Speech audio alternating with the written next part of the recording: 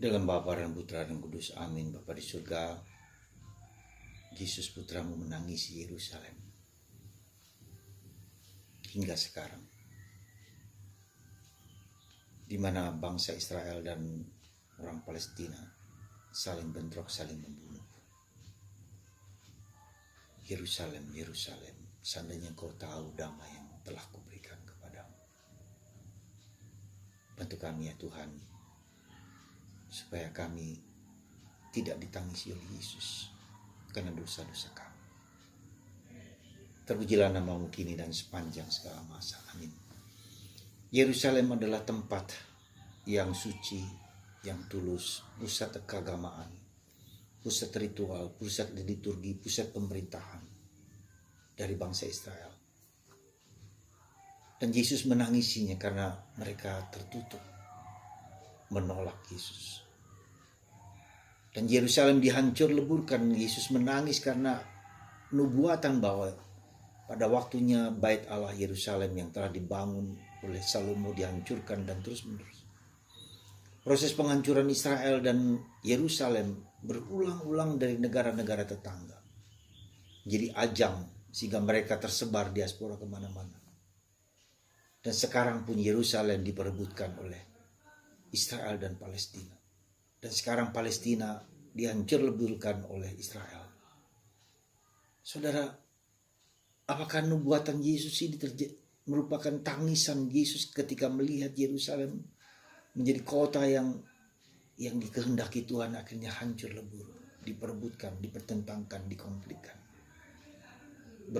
bernama agama, dan ribuan orang mati, tertembak, terbunuh. Ya. Saudara, kepedihan Yerusalem adalah kepedihan kita juga. Siapa yang benar dari semua proses itu kita tidak tahu persis. Semua orang mengklaim bahwa itu adalah kebenaran bagi mereka. Tapi secara manusiawi, semua banyak orang yang pedih, yang susah. Karena itu saudaraku terkasih, mari kita berdoa supaya nubuatan Yesus ini berakhir dengan menunjukkan kebenaran. Siapakah yang paling benar? Siapakah yang sesuai dengan kehendak Tuhan? Semoga tidak menjadi akhir dari peradaban dunia. Ya, ketika tanda-tanda akan orang bilang akan kiamat, kita tidak tahu persis. Maka mari saudaraku terkasih, jangan sampai tangisan Israel ini juga tangisan bagi kita juga, bagi saya pribadi, bagi Anda, bagi siapapun, karena kita tidak mendengarkan apa yang menjadi kehendak Tuhan. Ketika Tuhan mencintai kita, kita juga harus mencintai siapapun juga, tak peduli agama apapun sebagai manusia. Keyakinan mereka juga kita hargai dan kita hormati. Semoga tangisan Yerusalem tidak menjadi tangisan kita semua. Mari kita berdoa dengan sepenuh hati, dengan sepenuh jiwa, sepenuh raga untuk kebaikan umat manusia, bangsa Israel, bangsa Palestina, dan semua bangsa lain berhak untuk tinggal bersama, untuk hidup bersama, berdampingan. Itulah saudaraku, semoga hati kita tergerak untuk mendoakan kota suci yang ribuan tahun ya, dihuni oleh bangsa umat Allah. Sekarang tercabik-cabik.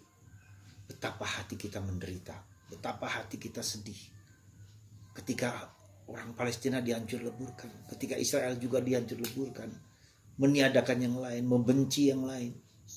Semoga perdamaian menghargai setiap orang, setiap bangsa dan negara untuk hidup saling berdampingan, tolong menolong.